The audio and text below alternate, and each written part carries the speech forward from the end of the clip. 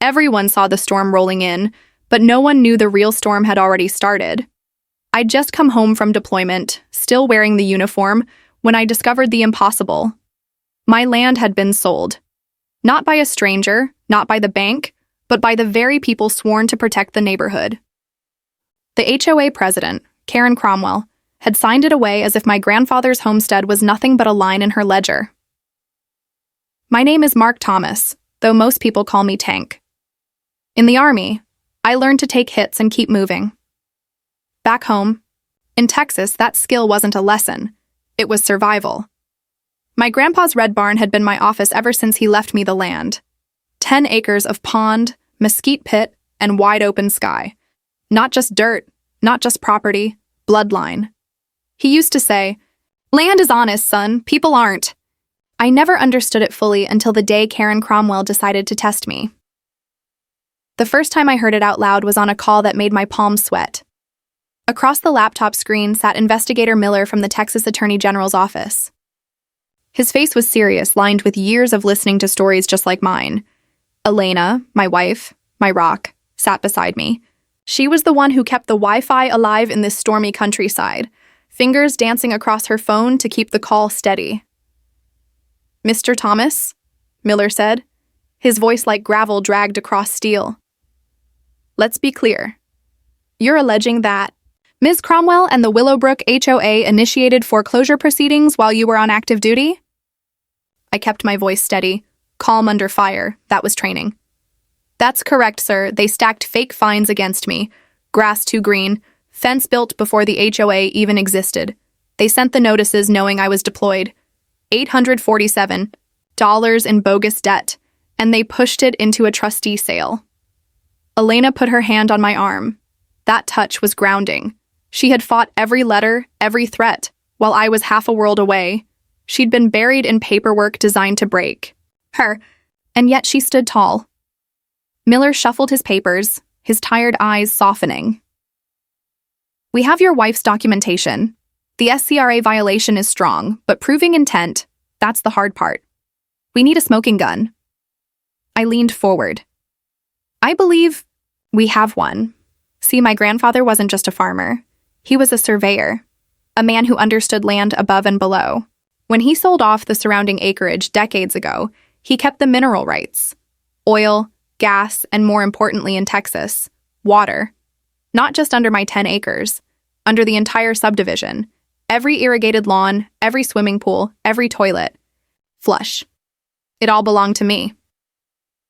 And that revelation was just about to hit Miller when the barn door exploded inward. The oak slammed against the saddle rack with a crack that echoed like gunfire. And standing there, framed in the Texas sun, was Karen Cromwell. She wasn't tall, but she carried herself like a queen in exile. Floral pink cardigan, pearls at her throat, her blonde hair pulled into a weaponized bun. Behind her loomed two men in gray polos embroidered with HOA compliance. They looked more like hired muscle than anyone measuring grass height. "Well, well," Karen said, her voice honey with broken glass edges.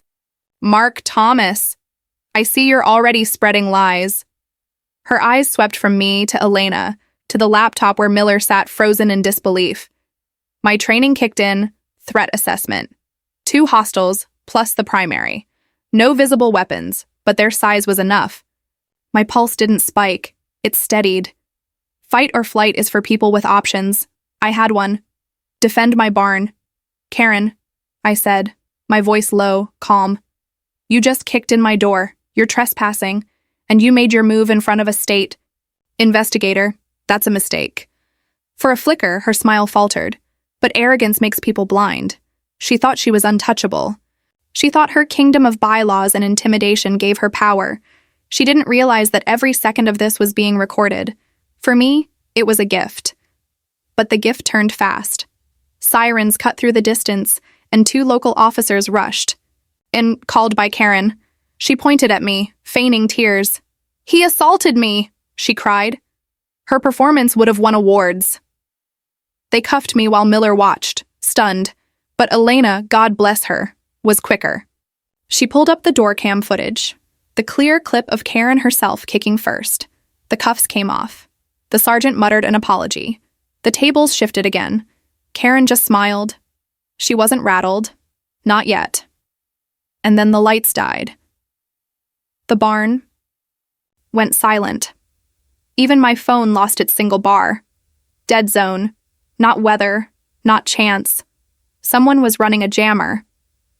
Karen's smile widened in the darkness, her pearls glowing faint like a predator's teeth. "Seems you're having some technical difficulties," she said sweetly. "Don't worry, we're just here for a compliance inspection." Elena's hand squeezed mine, a soldier's wife signal. Power out, comms down, deliberate. My grandfather's words echoed in my head. Never mistake a quiet man for a weak man. Karen thought she had me cornered. She thought she'd cut me off from the world. But what she didn't know was that the real fight had just begun. The silence after a blackout isn't really silence.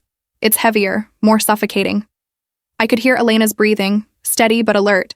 I could hear Karen's pearls clicking as she shifted her weight, the smug scrape of her heel on the barn's wooden floor. And somewhere outside, thunder rolled, distant but coming closer. My grandpa used to say a storm is nature's way of testing a man's foundation. That night, Karen Cromwell thought she'd cut me off from the outside world. She didn't know. My foundation had been built by soldiers, storms, and stubborn bloodline.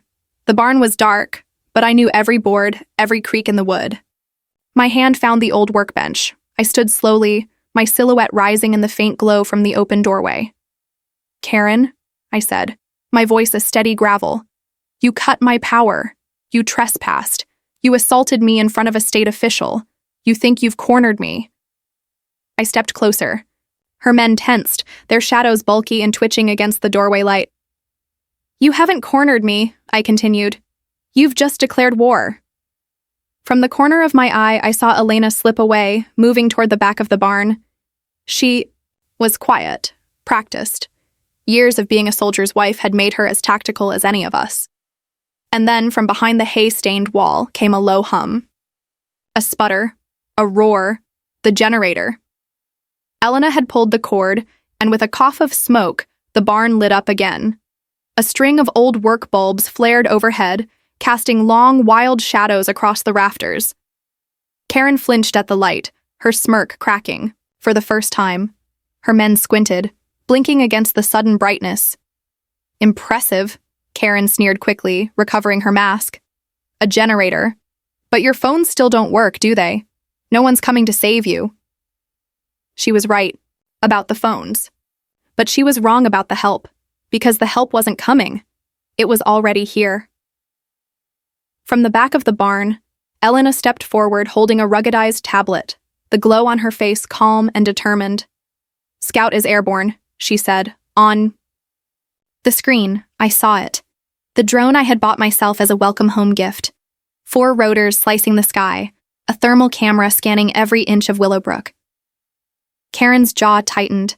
She hadn't expected a bird in the air. "This is your last chance," I told her. "Walk away, take your hired muscle, and leave." The bigger of her 2 men chuckled, stepping forward. "Or what? You gonna call the cops?" "Oh, wait." He tapped, his ear grinning. No signal. I ignored him and locked eyes with Karen. "This isn't a threat, it's advice. You've crossed a line you can't uncross." Her reply was ice. "Check the property for violations," she ordered. "Be thorough." The goons began rifling through my barn like toddlers pretending at a game. One picked up a rusty wrench, squinting at it. "This isn't up to code," he muttered. I almost laughed. "That wrench is older than you. Show some respect." But outside, the real game was moving. On the drone feed, I saw them. 2 figures peeling away from the blockade Karen's people had set at both ends of the street. They hugged the fence line, moving toward the driveway where Elena's truck sat parked. "They're going for your truck," I whispered. Elena's fingers flew across the screen. "Scout has them," she replied, the thermal feed zooming in. One man stood lookout while the other popped the lock with a quick, practiced motion. He slid inside, pulling a package from his jacket. Not good. Not good at all. He wasn't stealing. He was planting. Drugs, a weapon. It didn't matter. Anything that turned a civil dispute into a felony. Anything that would destroy us. The neighborhood was listening. Freddie, our neighbor with the ham radio, was broadcasting everything Scout saw. Well, folks, his voice crackled, dry humor masking urgency. We got ourselves a couple of shady characters poking around Elena's pickup. Let's call them Shifty and Grifty. That is a big no-no in Texas. Inside the barn, Karen's smirk grew. She thought her trap was working, that her men outside were invisible. She thought she had us beat, but Elena was already 3 moves ahead. I raised my voice, casual, just loud enough for everyone to hear. Honey, did you remember to lock your truck? With all this commotion, I'd hate for someone to mess with it. Elena gasped, eyes wide in perfect theater. Oh my gosh, I don't think I did. My purse is in there. She made a move for the door, but one of Karen's men blocked her. No one leaves, he growled. Official inspection. Karen's smirk said it all. Checkmate, except it wasn't. Elena glanced down at her tablet, thumb sliding across the screen. On the drone feed, I saw it happen. The truck's lights flashed once, then the horn blared twice. Grifty jerked back from the cab as if shocked. Shifty grabbed his arm, trying to drag him away. They thought they'd set off the alarm. They had no idea, because it wasn't an alarm. It was Elena's little modification. From under the truck's dash, smoke began to billow, thick, white, and fast. Freddie's laughter crackled over the airwaves. Oh, neighbor friends, it seems Shifty and Grifty just got themselves a Texas-size surprise. That ain't smoke. That's military-grade pepper fog. The 2 men stumbled out of the truck, choking, clawing at their eyes, their planted evidence abandoned on the floorboard. Inside the barn, Karen's face went pale. For the first time, the mask slipped. She realized what had just happened. Her plan to frame us had detonated in her own hands. I folded my arms, leaning against the workbench. Funny thing, Karen, you wanted evidence? Well, we've got it. High definition, live streamed, and half the neighborhood just heard Freddie's play-by-play. The generator hummed overhead. The drone circled like an eagle in the sky. And for the first time, Karen's empire of fear was cracking. She hissed through clenched teeth. This isn't over, Mark. No, it wasn't. Because as the first raindrops hammered the tin roof above us, I knew she wasn't going to retreat. Not this woman. She wasn't finished. The siege had only just begun. The moment Karen stormed out of my barn, the air changed. It wasn't relief. It was something heavier. Something that pressed against your ribs like a held breath. Outside, the sky had turned black and bruised. The first sheets of rain hammered the tin roof, each drop like a drumbeat warning of what was coming. Elena's headset crackled. Jerry's on the line, she said, her voice tight. He says the water's rising fast at the low water crossing. That crossing was our lifeline. A thin slab of concrete laid over a creek that was usually bone dry, but in a Texas gully washer, it transformed into a death trap. With the HOA blockading the main road, that crossing was the only escape route. And now it was vanishing under a flash flood. Freddie, what do you see?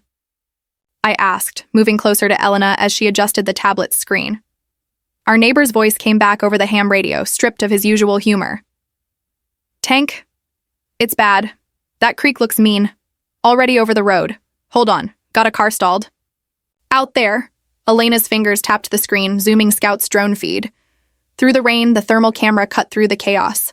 My gut clenched. A small sedan sat in the middle of the crossing, brown water swirling past its hubcaps, rising fast. License plate HOA 2, Freddie muttered. That's David Chen, the HOA's treasurer, a nervous man who flinched whenever Karen barked his name. One of her cronies, sure, but not one of her true believers. And right now he was trapped in a rising flood, the current gnawing at his tires, the water already licking the bottom of his windows. The soldier part of me didn't hesitate. I didn't see an enemy. I saw a man about to drown. I'm going, I said, grabbing a coil of rope and my heavy rain gear. Elena's eyes filled with worry, but she didn't try to stop me. She just said, Be careful, Tank. Scout will be your eyes. The barn door nearly ripped from my hand as I pushed out into the storm. Rain slashed sideways, needles against my skin. The roar of the creek reached me before I saw it. When I did, my chest tightened. It wasn't a creek anymore. It was a raging brown river, swollen with debris, snapping branches like twigs. David's car sat in the middle of it, rocking as the water climbed higher. His pale face pressed against the driver's side window, eyes wide with terror. "Tank!" Freddie's voice shouted over the radio. "He's trying the door. Won't open. Water pressure's too strong." I tied one end of the rope to my truck's hitch, looped the other into a harness, and took a breath that tasted of mud and lightning. Then I stepped into the flood. The current grabbed me instantly, pulling at my legs, trying to drag me under. Every step was a battle. Waist deep, chest deep. My muscles burned as I pushed against the current, each movement deliberate. "Tank? He's climbing out the window!" Freddie yelled. "I saw it!" David forcing himself through the open window, his hands scrambling against the roof. And then the water took him. He vanished beneath the brown surge. "No!" Elena's voice cut through my earpiece, raw panic. But a second later, he surfaced. 50 feet downstream, flailing helplessly, the current spinning him like a rag doll. There wasn't time to think. I let go of the creek bed and hurled myself into the flood, aiming ahead of him. My body was tossed like driftwood, but luck, or training, carried me into his path. My fingers closed around the soaked collar of his shirt. He fought me at first. Panicked, thrashing. I tightened my grip, forcing my voice through the roar of water. "I've got you! Stop fighting!" But I was fighting too. Fighting the flood. Fighting the weight of a man twice my size in soaking clothes. Fighting the pull of death that wanted both of us. Hand over hand, I pulled at the rope tethered to the truck. My palms burned, my muscles screamed.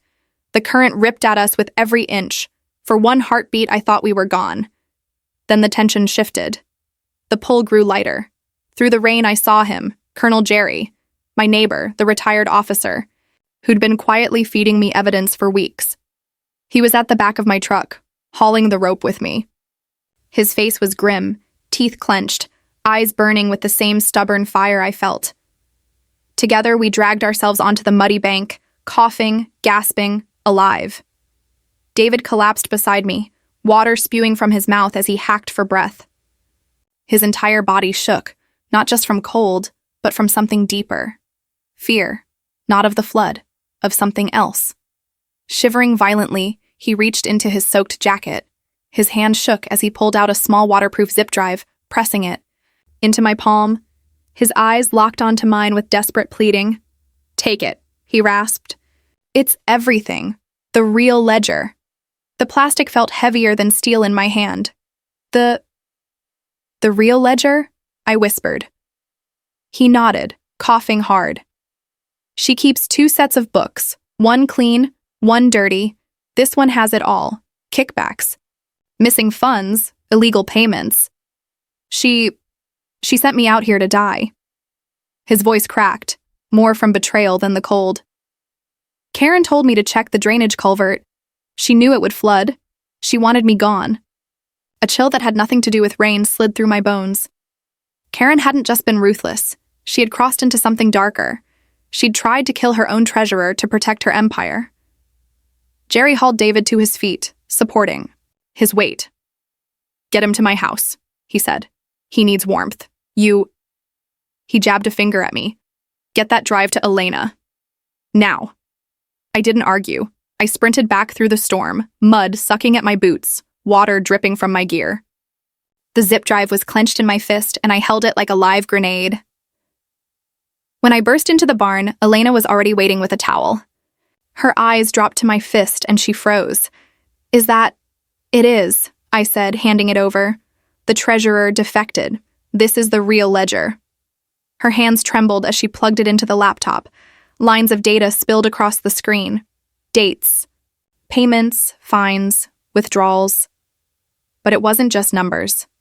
It was a roadmap of corruption. Embezzlement, forgery, conspiracy. All laid bare. And in the middle of it all, one tab stood out like a bloody fingerprint, labeled simply, Homestead. Project Elena clicked it open. Her breath caught. My chest went cold. It wasn't just about money. It was a plan. Line items for investigators, false liens, private enforcers. An entire budget dedicated to removing me and Elena from our land. My family's legacy turned into a spreadsheet of war. Karen Cromwell hadn't just wanted power. She had drawn up a playbook for destroying us. And now, thanks to the flood, thanks to a terrified treasurer with shaking hands, we finally had the proof the smoking gun investigator Miller had demanded. The barn had become a war room. Rain still hammered the tin roof, thunder rolling like artillery overhead, but inside it was the quiet hum of destiny. Elena scrolled through the treasurer's ledger, her face pale in the glow of the laptop screen. Numbers, names, payments, they weren't just records. They were crimes written in ink and arrogance. Forgery, embezzlement. Conspiracy? Elena whispered, her eyes scanning line after line. Every click of her mouse was another nail in Karen Cromwell's coffin. We pieced it together quickly. There were 2 sets of books, the one she showed the auditors and the one David had smuggled out. In this hidden ledger, every missing reserve fund was accounted for, siphoned into a shell company laughably named Willowbrook Beautification LLC. Every payment to her enforcers, every illegal lien, every dime Karen stole from frightened homeowners was here, documented like trophies in her war chest. But then came the part that stopped us cold. The tab labeled Homestead Project. I leaned closer, my jaw tightening as Elena clicked it open. There it was, line items so specific, so methodical, it felt like reading an enemy's battle plan. Payments to private investigators to dig up dirt. On me and Elena. Legal fees earmarked for expedited foreclosure.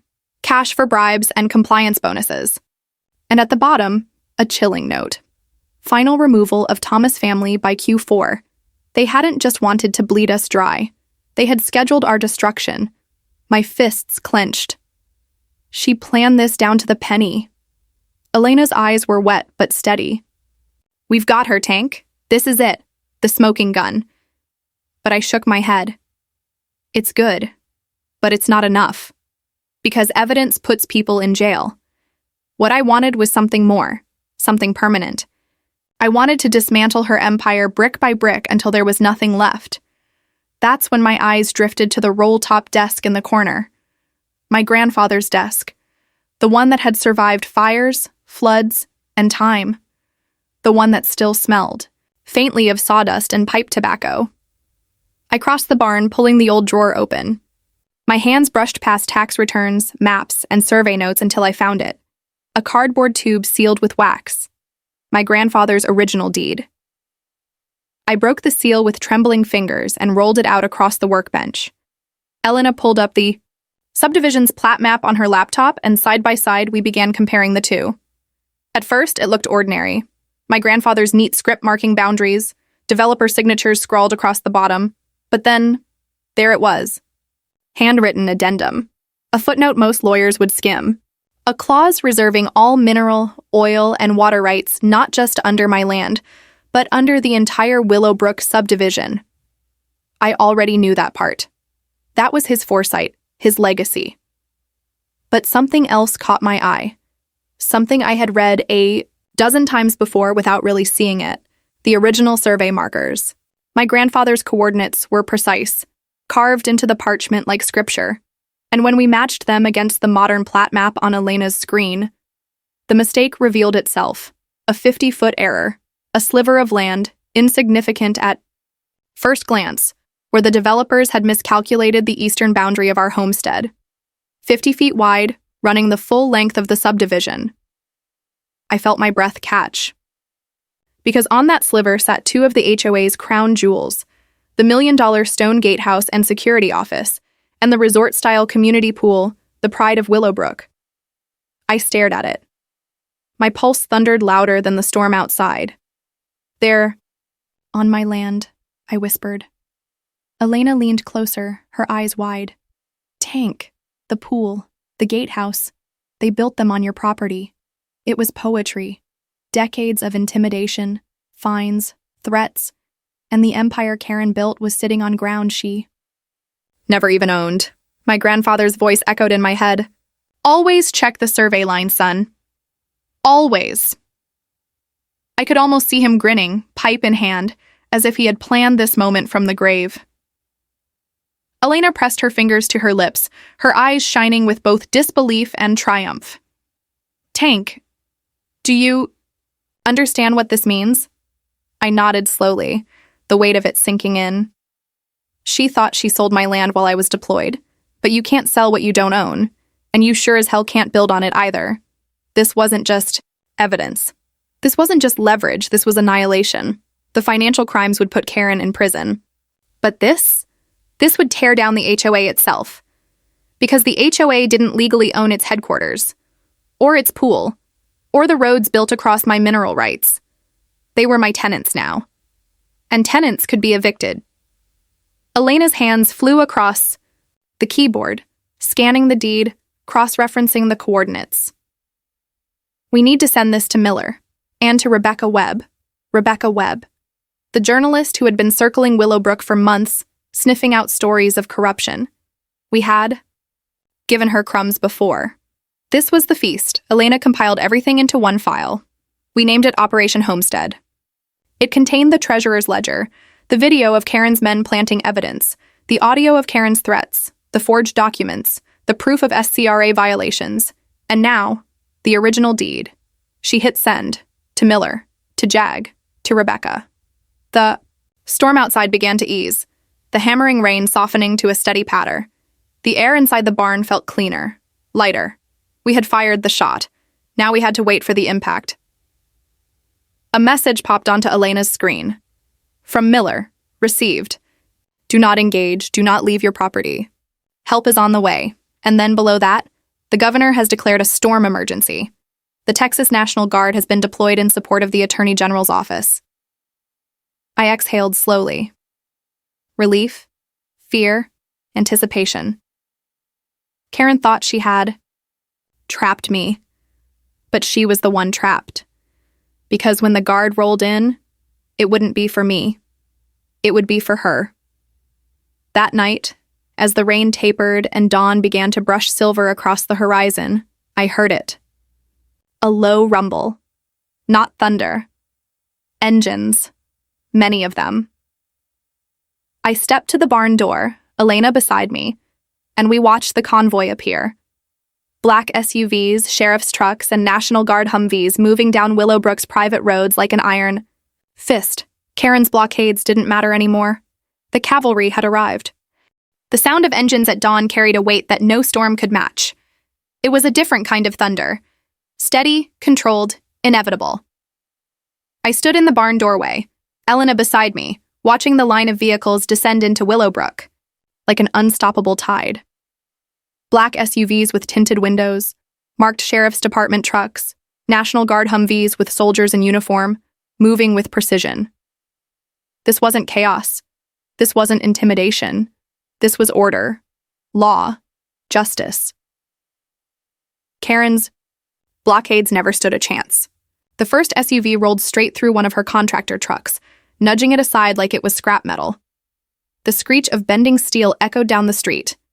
And just like that, the barrier was gone.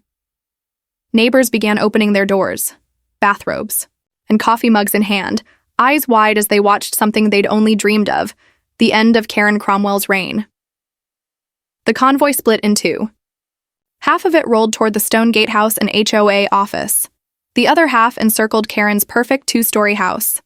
For the first time in years, her fortress wasn't intimidating. It looked small, fragile, a cardboard castle about to collapse. From the SUVs, U.S. Marshals poured out, their vests marked clearly in bold white letters. Sheriff's deputies followed, along with state investigators led by a grim-faced Miller. I could see him clearly now, no longer a face on a laptop. Screen, but a man walking with purpose, papers in hand, his tired eyes burning with focus. He approached the gatehouse. Karen's hired guards, the same men who once swaggered through our streets writing fake citations, froze. Their clipboards fell to the ground. Their hands went up. They hadn't signed up for this kind of fight. One deputy took a battering. Rammed to the office door. The thud echoed like judgment. The door cracked open, and investigators surged inside. Across the street, a marshal raised a megaphone in front of Karen's house. His voice boomed across the quiet neighborhood. Karen. Cromwell, This is the United States Marshal Service. We have a federal warrant for your arrest. Come out with your hands in the air. Silence. For a long, stretched heartbeat, there was nothing. No sound but the idling of engines and the distant call of crows. Then with a groan, Karen's garage. Door opened. But she wasn't surrendering. Her black luxury SUV roared out, tires screeching across the wet pavement. She swerved onto her own lawn, tearing up the grass she'd fined neighbors for failing to edge properly. Her blonde hair was wild, her pearls flashing in the early light as she gripped the wheel. She thought she could run. But this wasn't a movie car chase. This was reality, and reality had already caught her. A sheriff's pickup pulled forward, blocking the road. Karen swerved, desperate, but her SUV went nose first into the ditch. Mud swallowed the wheels. The back tires spun uselessly, spewing. Muck into the air. She was stuck. Marshals moved in instantly, surrounding her vehicle. Doors flew open, guns were drawn, but she never had a chance to use one even if she had it. They dragged her out of the driver's seat, mud streaking her once perfect cardigan, her pearls hanging crooked. Her face was twisted, not in fear, not even in shame, but in pure hatred. Hatred for me, for Elena, for anyone who dared stand against her. I stepped forward from the barn, the mud sucking at my boots. Our eyes met across the distance. Her lip curled, a silent snarl that said she still believed this was beneath her. That even in cuffs, even in disgrace, she thought she'd find a way back. I didn't smile. I didn't gloat. I just let her see, me standing there, unbroken. The man she'd tried to erase, still on his land. The neighbors began to clap. Not loud, not triumphant, but a quiet cheer of relief, of release, like exhaling after years of holding your breath. Miller approached, me then, leaving the chaos behind. He extended a hand.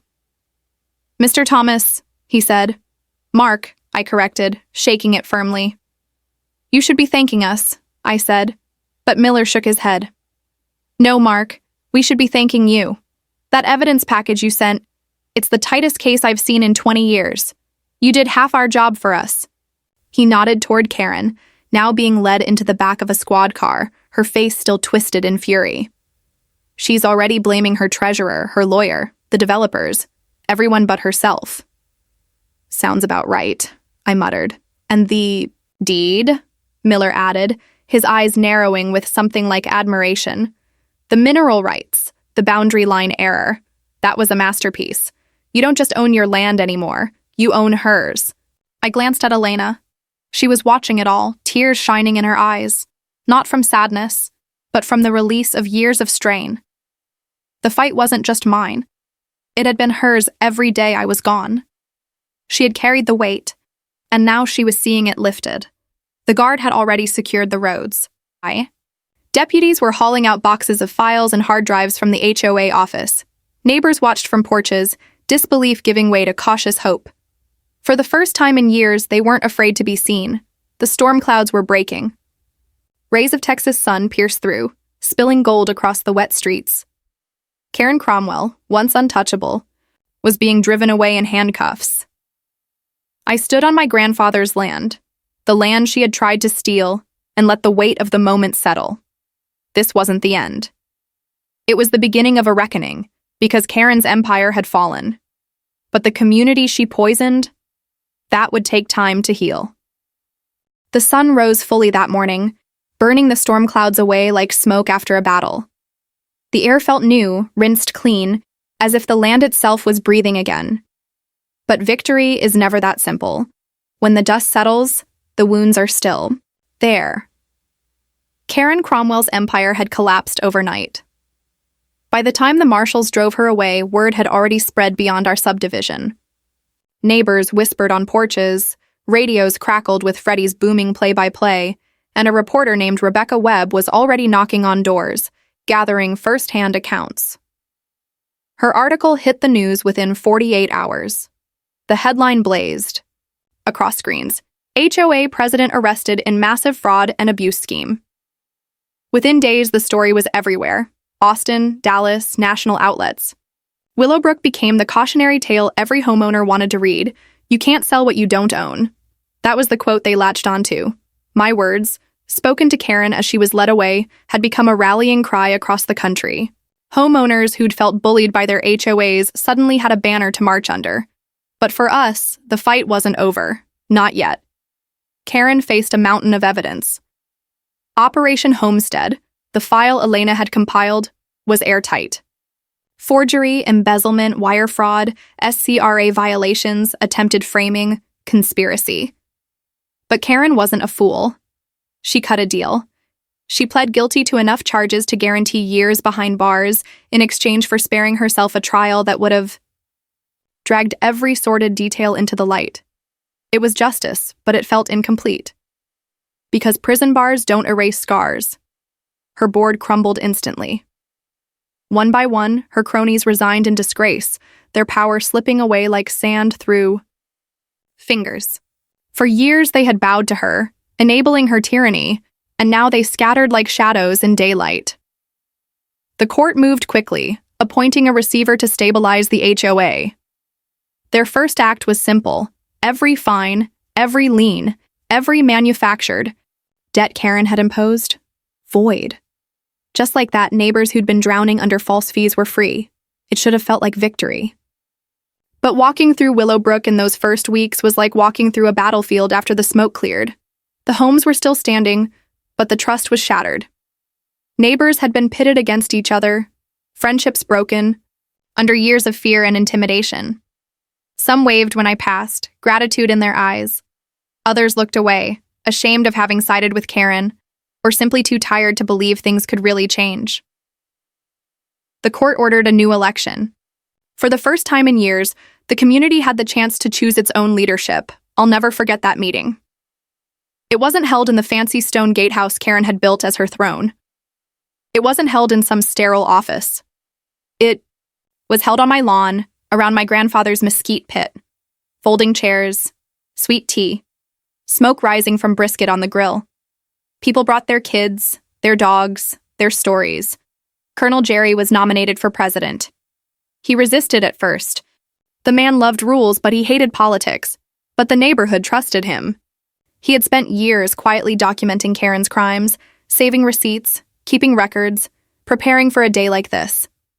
He accepted, reluctantly, but with the weight of duty clear in his eyes. They nominated me for vice president. I didn't. Want power, I'd had enough of war. But this wasn't about titles. It was about making sure Karen's legacy never repeated. So I said yes. The rest of the board filled with neighbors who had once been silenced. A retired teacher, a single mom, a young couple who'd nearly lost their home to Karen's fake liens. Ordinary people, ready to step up. Our first act was symbolic. We stripped the bylaws of Karen's poison. Gone were the rules about grass height and paint color and barn doors.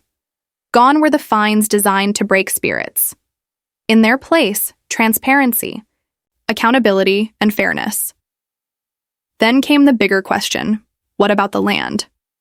The pool and the gatehouse sat squarely on my property. Legally, I could have evicted the HOA, seized their crown jewels, and left them with nothing but ashes. I considered it. God, I considered it. But Elena reminded me of something my grandfather once said. Land is honest, son. People aren't. Don't let their dishonesty turn you bitter. So I didn't evict.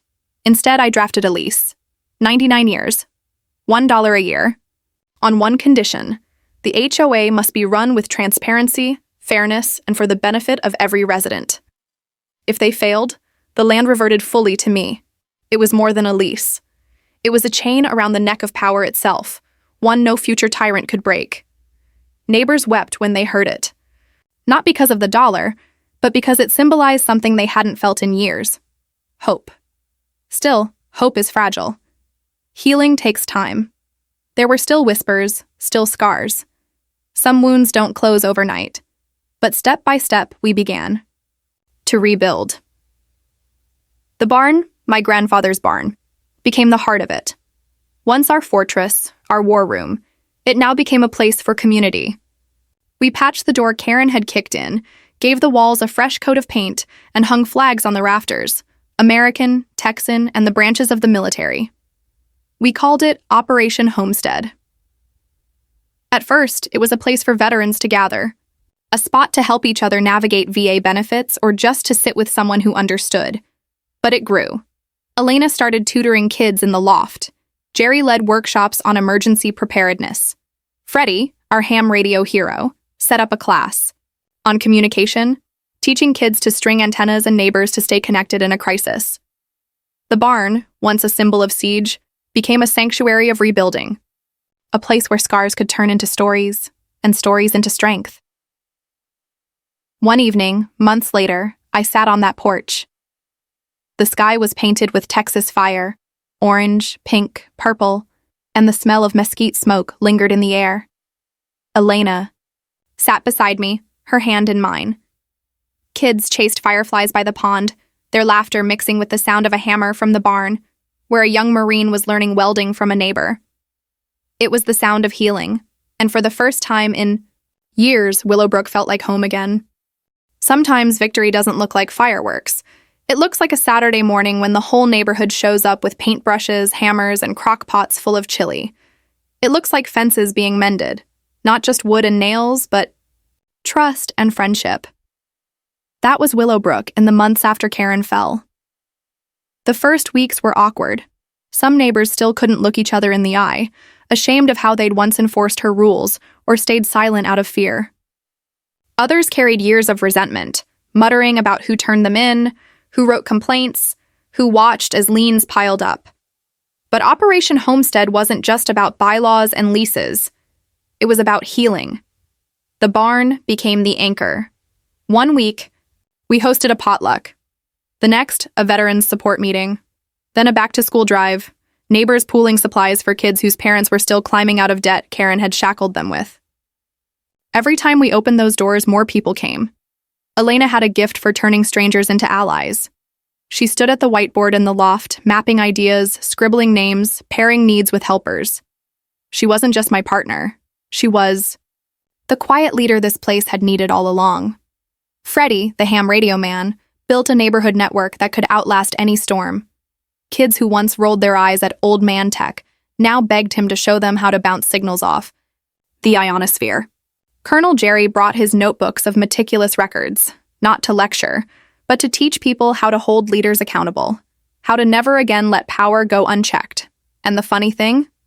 The pool Karen had built as her monument to control became the community's heart. Kids splashed without fear of fines. Parents laughed instead of whispering about citations. On weekends, barbecue smoke drifted across the water, and I couldn't help but think my grandfather would have smiled at the sight. Still, not everything was simple. Reporters kept circling, hungry for follow-ups. Rebecca Webb visited often, her articles now focusing less on scandal and more on resilience. Willowbrook's second life, she called it. But sometimes her questions cut deep. Do you forgive your neighbors who sided with Karen? Do you forgive yourself for letting it go so far? Those questions didn't have easy answers. One night, I found myself staring at the survey markers my grandfather had driven into the ground decades ago. The ones that proved what was ours. I thought about how close we'd come to losing everything, not because the law wasn't on our side, but because people were afraid to stand. That's when it hit me. Land and law can be stolen, twisted, manipulated. But dignity, that only goes when you let it, and I had almost let mine go. Elena joined me in the quiet, her hand slipping into mine. You're thinking too hard, she teased, but her eyes knew better. I keep asking myself, I said softly, what if I hadn't come home when I did? What if she had pulled it off? What would have happened to this place? Elena squeezed my hand. You can't live in what-ifs, Tank. You came back, you fought. And now, look around. They're not afraid anymore. She was right. Every laugh I heard from across the street, every neighbor who knocked on our door with pie or tools or a handshake, it was proof. We had pulled each other out of the storm, just like I'd pulled David Chen from the flood. And David himself? He didn't disappear. He stayed. Humbled, quieter, stripped of arrogance, he worked alongside us. He helped fix roofs, plant trees, clean ditches. He carried his guilt like a stone, but he turned it into fuel. One evening, after a long day hauling lumber, he told me, "Karen taught me fear. You taught me survival. I'll spend the rest of my life paying back what I helped her break." It wasn't absolution, but it was a start. The state disbanded Willowbrook's HOA corporation within the year. In its place, we drafted a voluntary neighborhood council. No fines, no foreclosures, just neighbors, sitting around tables, making decisions together. And if someone wanted out, they could. No shackles, no threats. It was simple. It was messy. But it was real. Sometimes at night, I'd walk the fence line, past the pond, past the mesquite trees my grandfather planted. Fireflies blinked in the grass, coyotes called in the distance. And I'd realize the land felt different. Not just mine anymore. Ours. That's when the quiet reflections came. The lessons I didn't want to preach but couldn't ignore. That power, left unchecked, will always rot. That silence in the face of abuse is a choice. And that the strongest communities aren't built from rules or walls. They're built from scars, healed together. One evening, as dusk settled purple over the horizon, a little boy from down the street tugged at my sleeve. His family had nearly lost their home to Karen's fake fines. He pointed at the barn where neighbors were gathering for another cookout. "Mr. Tank," he said, his eyes wide, "is it always going to be like this now?" I knelt to meet him eye to eye. "I hope so, kid. But even if it's not, you remember this. No one owns you. No one owns your family. And no one owns this land but the people who love it." His grin was missing 2 teeth, but it lit up the night like fireworks. And in that moment, I knew. Karen's shadow had finally lifted. Not because she was in prison, but because the people she'd tried to break had chosen to stand. Willowbrook was no longer her kingdom. It was our home. The day the subdivision truly changed hands wasn't when Karen was dragged away in cuffs. It wasn't even when the courts dissolved her board or when the neighbors elected new leaders. No, the moment came later, quiet but undeniable, when the military convoy rolled back through Willowbrook, not to raid it, but to return it. It happened on a crisp morning months after the storm. The air smelled of cedar and mesquite smoke, and the pond shimmered like glass under the Texas sun. Neighbors gathered at the gatehouse, my gatehouse, where soldiers had once set up temporary command posts during the investigation. The same Humvees that had thundered in like an iron fist now sat parked calmly, their crews relaxed, smiling, waving to kids who climbed on the bumpers like jungle gyms. Colonel Miller stood at the front, a man whose sharp edges had softened just enough to let pride seep through. He held a folder, official seals stamped across the cover. "This is it," he said, his voice carrying across the gathered crowd. "The transition is complete. By federal order, all seized property, assets, and operations of Willowbrook HOA are now returned to the rightful owners, its residents." Cheers rose, shaky at first, then rolling like thunder. Some wept, others clapped until their hands went raw. For years, these people had felt like tenants in their own homes, ruled by fear, bullied into silence. And now, they were free. Miller turned toward me then, his gaze steady. "Mr. Thomas," he said. "Or should I say Sergeant?" I swallowed hard, caught off guard by the formality. "You should know," he continued. "Your evidence, your persistence, that's why we acted. You fought for this place the way you fought overseas. You gave us cause and we gave you the hammer. You should be proud." I wanted to answer, but the words caught in my throat. Pride wasn't what I felt. Not really. What I felt was relief. Relief that the land my grandfather had trusted me with was still ours. Relief that Elena could walk these streets without fear. Relief that kids could play in front yards without the shadow of Karen's clipboard. The military had repossessed Willowbrook, but not for themselves. For us. For the families who lived here. For the promise that no HOA tyrant would ever again turn this place into their kingdom. When the convoy finally rolled out, dust rising behind them, it didn't feel like an exit. It felt like a salute, a final guard shift, complete. And then it was ours again. That night, the community gathered at the barn. We strung lights across the rafters, smoked brisket until midnight, and told stories. Not just war stories or carrion stories, but real ones. Childhood memories, dreams for the future, plans for gardens and fences and lives. Rebecca Webb showed up too, camera slung over her shoulder, notebook in hand. But she didn't ask questions this time. She just sat among us, ate brisket, laughed with the kids. Later, she pulled me aside. "You know," she said, "your story isn't just about an HOA. It's about power. About what happens when people forget they have a voice. You reminded them." I nodded, staring out at the pond glowing under string lights. It wasn't me. It was all of them. But she shook her head. "Every fire needs a spark, Mark. You were it." Elena came up then, slipping her arm through mine. She didn't need to say anything. The look in her eyes told me everything.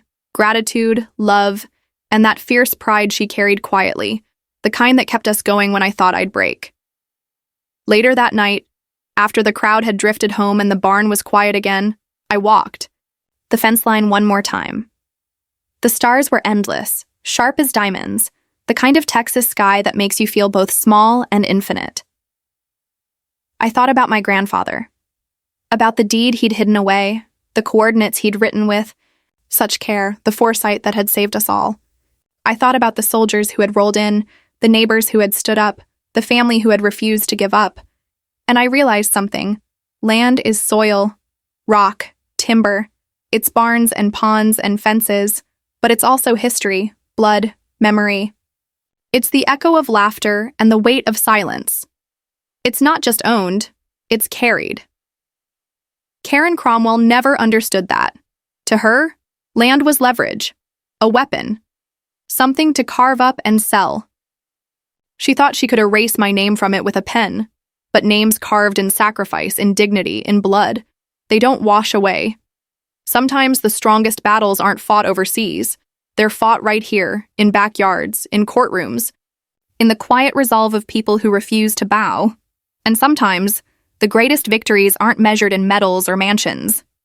They're measured in a child's laughter at the pool, in neighbors sharing barbecue instead of threats, in the simple truth of walking your land without fear. The HOA sold my land while I was deployed, but when I came home, I didn't just win it back. I had the military repossess their entire subdivision, and standing there under the Texas stars, I knew.